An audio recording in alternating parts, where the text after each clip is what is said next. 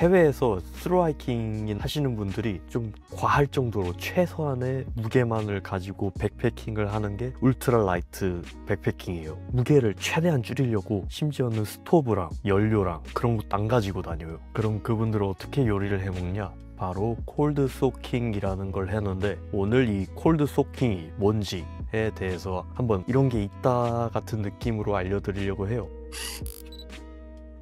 아무튼 이 콜드 소킹을 하기 위해선 딱히 준비물이랄 게 필요 없어요. 여기 보이는 플라스틱 통, 가능하면 BPA 프리, 해외에서는 마요네즈 통 아니면은 피넛버터 통, 그거를 재활용해서 많이 사용하더라고요. 저는 이렇게 예전에 다이소에서 산 거를 사용하고 있는데 너무 좋아요. 3년 동안 쓰고 있어요. 그리고 숟가락으로는 해외에서는요 좀 유난을 많이 떨어.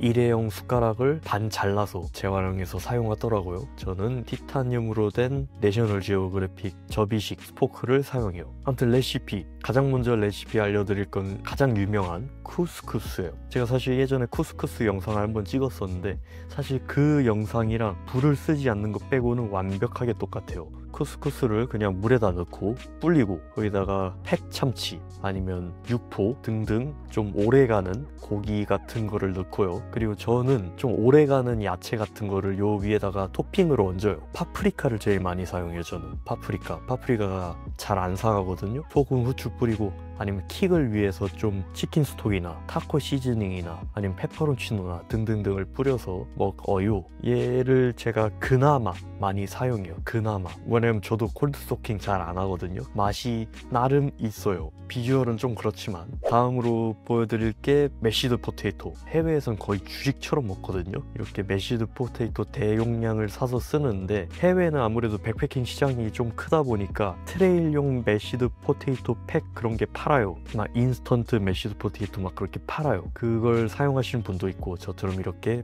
소분해서 가지고 다니시는 분도 있어요. 간단하게 물만 넣고 살짝 섞어주면 바로 포실포실한 메시드 포테이토가 돼요. 이게 좀 사치를 부릴 수 있다면, 만약에 겨울이어서 잘 상하지 않는다면 버터를 넣으면 좋겠죠. 보통 여기에다가 살라미, 육포를 잘라서 넣거나 좀 여건이 되면 베이컨을 잘라서 넣거나 아니면 이렇게 스팸을 생으로 넣거나 해가지고 먹어도 돼요. 그 다음으로 알려드릴 건 아마 가장 진입장면 낮고 우리나라 사람들도 많이 알고 있는 방식 중 하나가 바로 오트. 사실 오트밀은 우리나라에서 다이어트 하는 사람이나 막 그런 분들이 아침에 먹으려고 구매를 하잖아요. 오버나이트 오트밀이라 해가지고 막 밤사이 우유에다가 불려놓는 그런 것도 있더라고요. 아무튼 저도 오트를 사용해봤는데 아침에 굉장히 좋은 것 같아요. 그래서 물에다가 넣고, 오트가 그냥 먹어도 되지만 저는 너무 밍밍해서 설탕이나 꿀을 넣는 편이에요. 그리고 여기에다 위에다가 견과류 같은 걸 딱 뿌리면